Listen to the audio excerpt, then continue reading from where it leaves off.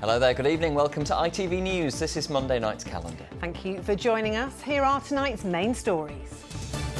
A new report condemns the handling of protests at a school in Batley, which forced a teacher into hiding.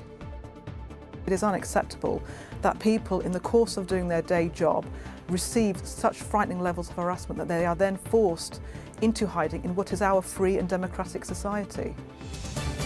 A West Yorkshire charity which has supported children for 60 years faces an uncertain future after funding cuts. As the number of scam telephone calls go up, we find out how the criminals are using artificial intelligence to target their victims.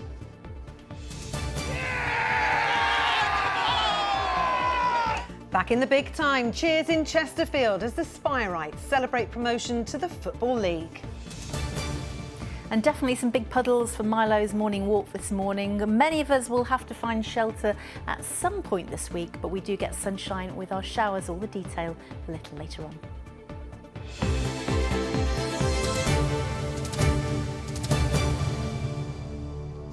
But first tonight, a senior government advisor has called for a ban on protests outside all schools after a West Yorkshire teacher was forced into hiding after showing pupils a cartoon of the Prophet Muhammad. It's 3 years since the religious studies lesson prompted protests outside Batley Grammar School, but a review says the teacher at the centre of the controversy is still in hiding and suffering from post-traumatic stress disorder. And now the woman behind the review, Dame Sarah Khan, who's a British Muslim raised in Bradford, says the teacher was let down by the school, the council and the local police. And she says the government must act to protect freedom of speech from the threat of harassment. We'll be hearing from Dame Sarah in just a moment, but first John Hill looks at what happened in Batley. March 2021 and tensions outside the gates of Batley Grammar School. They're mocking Islam. This is no joke. Protesters angered that a religious studies teacher showed a drawing of the Prophet Muhammad taken from the French satirical magazine Charlie Hebdo during a lesson on blasphemy. We want the head teacher here. In 2015, that same caricature triggered an attack by Islamist terrorists who killed 12 people in Paris. For what happened in the lesson, Batley Grammar School apologised. The teacher was suspended. The trust running the school later cleared him of wrongdoing, but it found the use of the image in a lesson was inappropriate. For the teacher, though, his life was to change utterly. He fled with his family into hiding and, according to today's review of social cohesion, has been left feeling abandoned and suicidal. The government's independent social cohesion advisor, Dame Sarah Khan, says the teacher was let down by the school, by West Yorkshire Police and Kirklees Council, who she says all failed to realise the seriousness of the incident. Well, for its part, the school says it acted properly. West Yorkshire Police says it provided a personal contact officer for the teacher and his family. Kirklees Council says it'll study the report's findings carefully. Today's review recommends a ban on all forms of protest activity within 150 metres of schools, except striking teachers on picket lines. The government says the report shines a light on some fundamental gaps in our system of democracy. It'll publish its full response before the summer. That was John Hill reporting there. And as we said, I spoke to the report author, Dame Sarah Khan, earlier today. In her findings, she says the fear and harassment suffered by the teacher in Batley could happen to anyone. Given that the teacher remains in hiding 3 years on, I began by asking if the issue was being taken seriously enough. Circumstances surrounding what happened to him is deeply, deeply shocking. That somebody who was just doing his job, and there were people who disliked what he taught, it was a legitimate lesson that he had taught, that he was then forced into hiding, where his name was uploaded online, his partner's picture was uploaded online, his address details, car details. And what my report shows is that individuals like this, like the RS Batley teacher, but also a whole range of other victims of what I call freedom-restricting harassment, are not being adequately supported. That is why I'm calling on the government to officially recognise this phenomenon of freedom-restricting harassment, as I describe, and to ensure that there is adequate support for victims, because it is unacceptable that people, in the course of doing their day job, receive such frightening levels of harassment that they are then forced into hiding in what is our free and democratic society. And now the school says it disagrees with your findings. West Yorkshire Police say they're reviewing what they call the concerns that you have raised. What do you say they should and they could have done differently?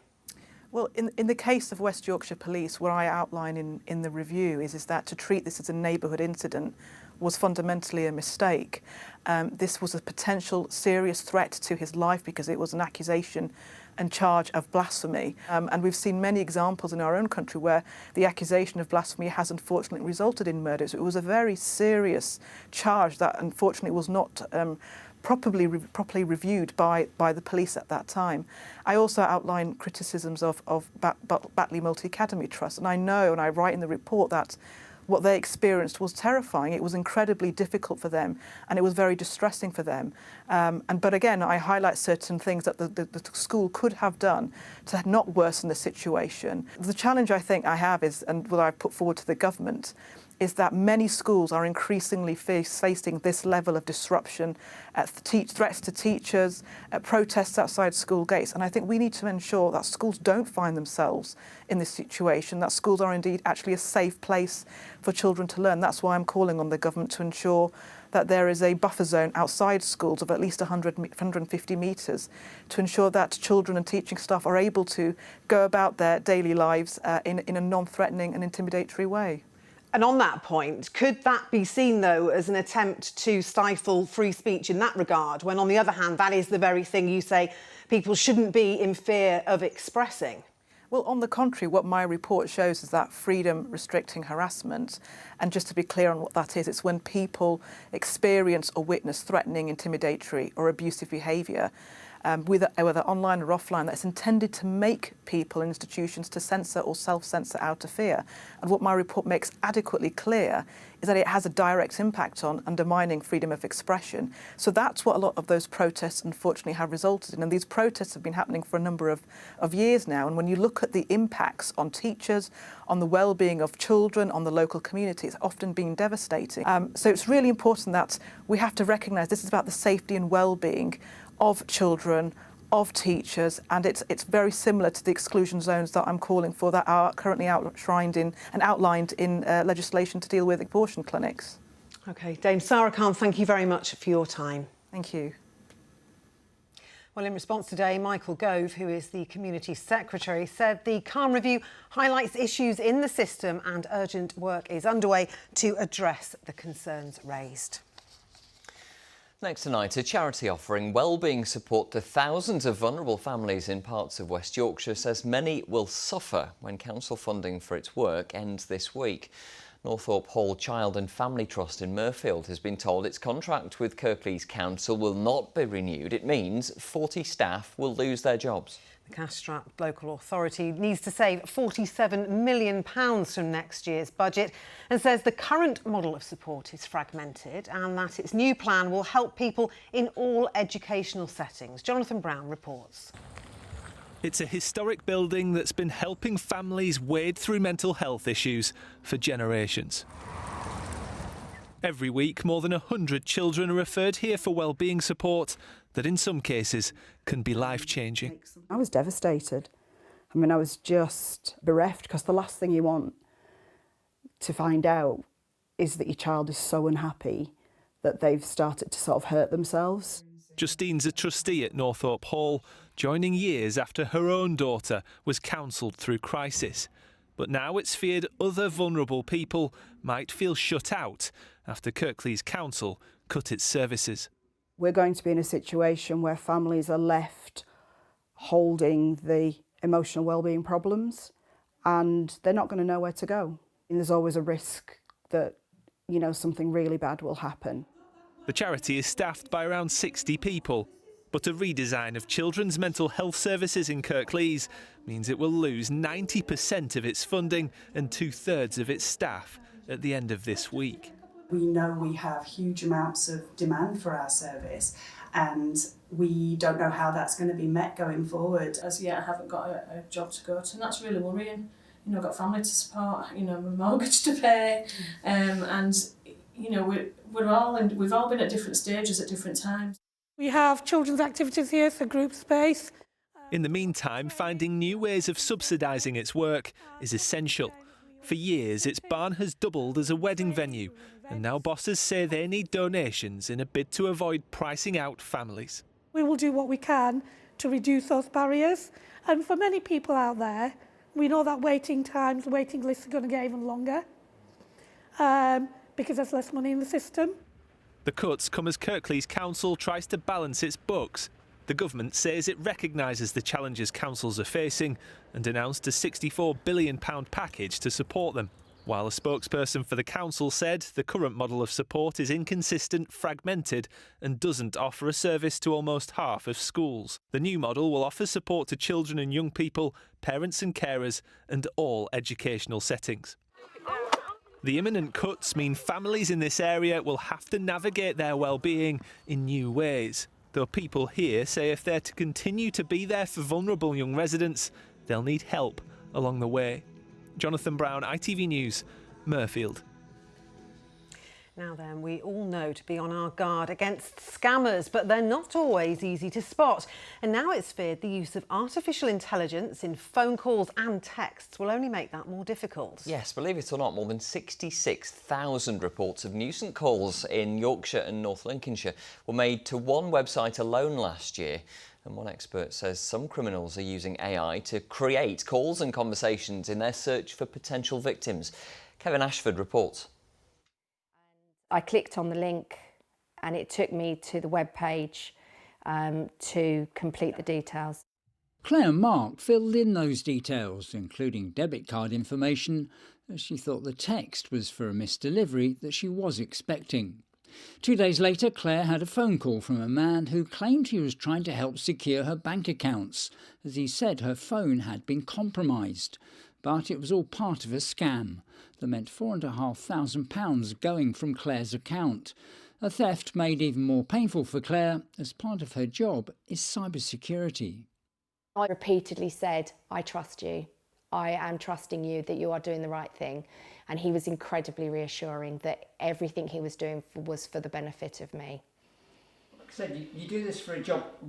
Were you surprised that you were duped? Yes, I was devastated. Spam and scam calls are increasing in number. In Yorkshire, more than 66,000 problem numbers were reported to one website alone last year. In some ways, new technology is making it harder to detect scam calls. For example, criminals can now disguise the number they're calling from, making the call appear legitimate or even local. There's also evidence that they're targeting landlines, because these are more likely to be owned and answered by vulnerable groups like the elderly. In fact, one estimate reckons the elderly get 40% more unwanted calls than average. Steve Smith runs a company that makes devices that help block nuisance calls. He says scammers are now using artificial intelligence to generate voices capable of making and engaging in thousands of calls at very little cost. Every business is looking at artificial intelligence to see how they can use it to improve their operations. And the biggest cost in a call centre is the cost of its staff. And so any way that the scammers can use to reduce the cost of their staff makes a big difference to the profitability of the scam. Claire's bank did eventually agree to refund the money she lost, although that's often not the case, with many scam victims finding themselves unprotected or simply too embarrassed to report the crime. Kevin Ashford, ITV News. Beware. Yeah, they're getting more and more sophisticated, aren't they? Are. Well, it is now time for the sport and a weekend of celebrations in Chesterfield.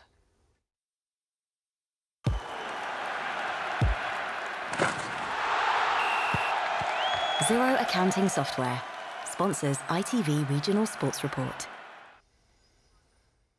Well, Chris is with us in the studio. It feels like you called this weeks ago, so you had to be in Chesterfield at the weekend, didn't you? I had to be, yeah. I wonder if the celebrations have stopped yet. You're right, I was down there watching the Spyrites win the National League title and also clinch promotion back to the Football League. I just want to show you this now. These are the Chesterfield players last May after agonisingly losing to Notts County on penalties in the playoff final. And these were the scenes on Saturday. Quite the contrast of emotions there. A 3-0 win over Boreham Wood, securing the National National League title and ensuring that next season Chesterfield will be playing in the Football League for the first time since 2018. Back to the Football League they go. A celebration 6 years in the making. Chesterfield National League champions and a Football League club once again. Brilliant for the town, brilliant for everything. Just we've waited a lot of years for this. Yeah. Brilliant. Come on, Sparrows! Absolutely fantastic. 6 years of hurt, we're back in the league. Way, all town up, way. I brought him the season we went down when he was 18 months old, and obviously he's here now at 7.5. She's 3.5 and it's her first game, so mate, we're buzzing, mate. It means so much to us. They've worked so hard all season. They've had their ups, they've had the downs, but they've done it, and we're there at the end. After going top of the National League last September, Chesterfield's journey to the title has been more a procession than a race. 21 points clear before Saturday. All they needed was a point against Boreham Wood. But such has been their ruthlessness, they got all three. 3 more goals, taking their tally for the season to 100. And when the full-time whistle blew, the party began. For weeks they thought it was all over. It is now. Chesterfield promoted back to the Football League. Amanda, what's that mean to you? What's it mean to the players, to the team, to everyone here? Oh, it's amazing, especially for the fans as well. They've dealt with disappointment for the last 6 years. They've been out of the league, and that one was for them. The manager come here obviously to get them back up, and he's brought top quality players and to do that. And credit to the manager for getting us up. Paul Cook's brought us a team to remember. These fans, they deserve it. They've stuck with us 6 long years in the National League, and EFL we are back.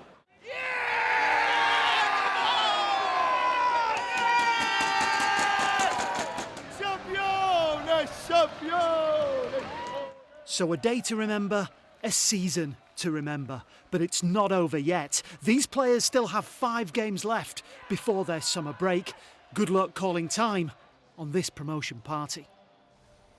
Yes, some promotion party. From what I saw on social media, that went on and on. In fact, they might even still be going now. But you can't begrudge it, can you, the fans or the players? No, they've been through so much over the last decade or so, the Chesterfield fans. I mean, they hit the lowest ebb probably in around about 2020. And, you know, that's when the Supporters Trust came in, I should say. Led by John Crute, who we saw in my report there, and really rescued the club at a time they really needed them. And they've been moving up the league since then, culminating, of course, with that promotion. Recently, the Trust has sold up to the Kirk brothers, that's Phil and Ashley. So fingers crossed they can continue the good work that the Trust has started. Yeah, let's see what life is like for them in the Football League. Now, it seems there's something in the water because Chesterfield are not the only title winners this weekend. You're right, Michael. Yeah, it's been a weekend of title winners, and the champagne was flowing in the Steel City on Saturday night at the Sheffield Arena as the Sheffield Steelers were crowned Ice Hockey's Elite League champions. A 7-4 win over Guildford ensured a first league title for the Steelers in 8 years, and what a season it's been for them. Early this month, they won the Challenge Cup, so this is a first League and Cup double for the Steelers in 20 years. Yeah, what a group of guys we had. What a hard trophy to win. The amount of consistency that's needed. You know, the ownership group that allows you to bring in players when you've got injuries and you know, there's just a lot of things that go into this, and just happy with us able to get it done. And still the playoffs to come. OK, on to the rest of the weekend sport now. Pardon me. And Sheffield boxer Dalton Smith made it a hat-trick of title winners over the weekend. The unbeaten 27-year-old took the next step towards a shot at a world title with a 5th-round stoppage of Jose Zepeda to land the vacant WBC Silver Super Lightweight title. Sadly, though, Terry Harper failed in her bid to become a 3-weight world champion. She was pulled out of her fight with Sandy Ryan after receiving a barrage of punches in the 4th round. OK, there were just a few games in the Football League this weekend. Lewis Brunt rescued a point for Mansfield. That keeps them at the top of League 2. Harrogate ended their 8-game winless run in emphatic style. They beat Yorkshire rivals Bradford 3-0. And it's now 3 wins in a row for Doncaster. 2 second-half goals saw them ease past bottom of the table, Forest Green. And we only have 2 teams left in Rugby League's Challenge Cup. The Huddersfield Giants scored 10 tries as they eased past Hull FC, and they'll be joined in tonight's quarter-final draw by the Castleford Tigers, who beat Championship side Batley. Right, I'm going to go get a glass of water. It's all that excitement. It's got to your voice, all that you're right. shouting along. Thanks, It is. Chris. You're welcome. Now then, it might have been a nice weekend for the sport, but it doesn't feel very spring-like today. However, for many gardeners, thoughts will be turning to getting the lawn in shape for hopefully sunnier days to come. Yes, but it might surprise you to discover that the summer sound of the lawnmower can bring with it the same kind of emissions as a car. And now environmental campaigners are calling for older petrol machines to be phased out in favour of cleaner, greener versions. Nick Smith has more.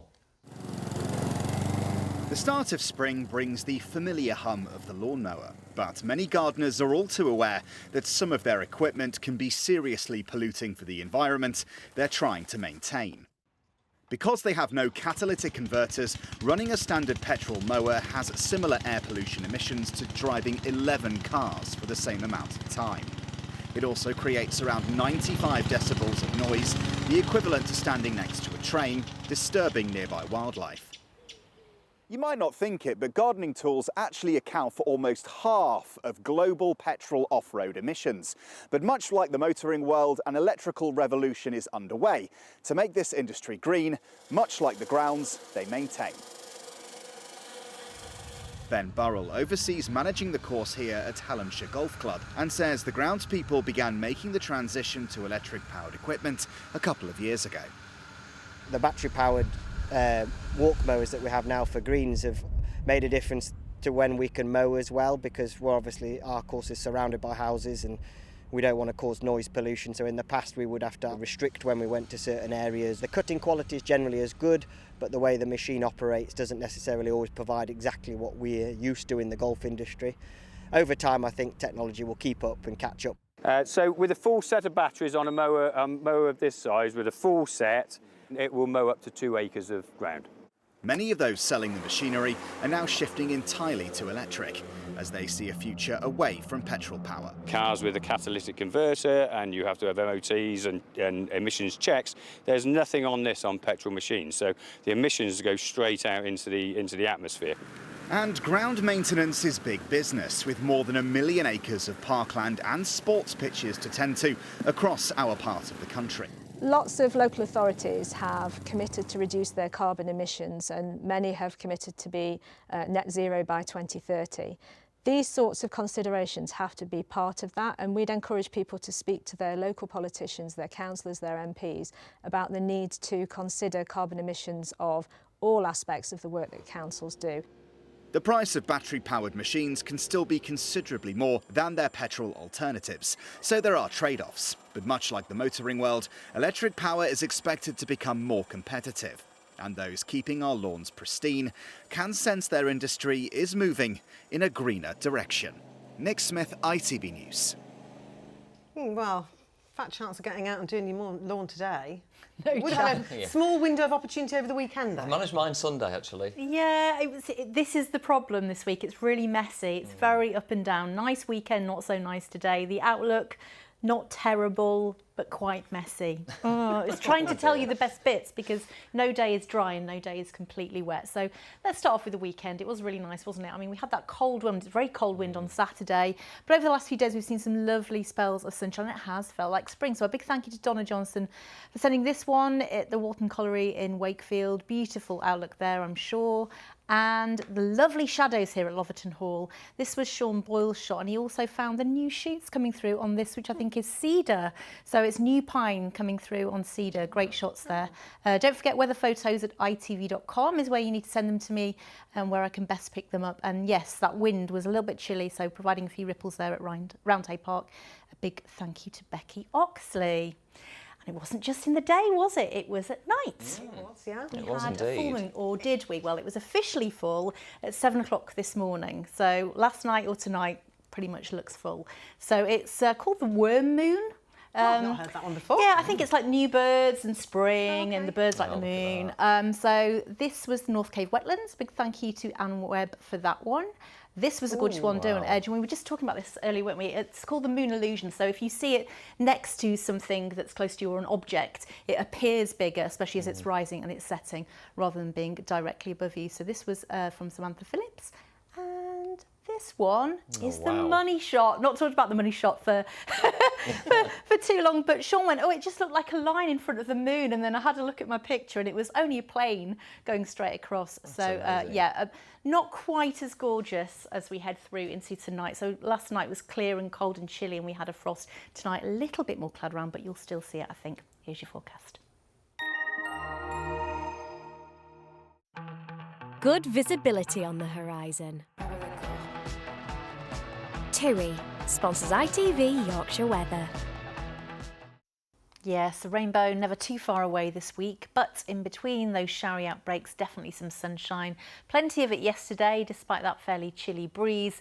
And over the next few days, rain or heavy showers never too far away, but some lovely slices of blue sky in between. And we start the week breezy and feeling a little chilly in the wind, but those temperatures will recover as the week wears on, especially into Easter weekend. But we do have low pressure in charge, and it's this low that basically parks to the west of the UK from Wednesday onwards that spirals in. Those weather fronts, breezy and showery at times, but some sunshine in between. So as we head through into this evening and overnight tonight, we look to the south basically for everything starting to clear up. So it becomes drier for many parts of the region into the early hours and maybe a little bit clearer. Not quite as chilly as last night. We did have a fairly frosty night last night, certainly away from towns and cities, but we're down into the low single figures as we head towards dawn. And there are sometimes as we head into Tuesday, 5:53 and 6:32. So tomorrow I think the morning's the best time to get the bright if not sunny spells, and around lunchtime into the early afternoon, if you've still got the sunshine, the temperatures will really pop up to around 12, maybe 13 Celsius. Always a little fresher at the coast with that east-southeasterly, and we look to the southwest with this system that's going to come through probably tomorrow evening and the early parts of the night. You can see on Wednesday a lovely slice of sunshine to start the day, but another weather front followed by showers waiting in the southwest, and that's pretty much the theme for the rest of the week. Sunshine and blustery showers, but temperatures recovering by Friday. TUI sponsors ITV Yorkshire Weather. Struggle to get the lawn cut this week then. Definitely. Yeah, maybe a little bit warmer towards the Easter weekend, so temperatures look like they'll recover for sure. We live in hope. I say the weather's not great, but your photos have been fantastic. Oh, they're always amazing. Thank you so much. Thank you very much indeed. That's it for us for now. I'm back at 10:30. Mary's next. Bye-bye. Bye-bye. Bye.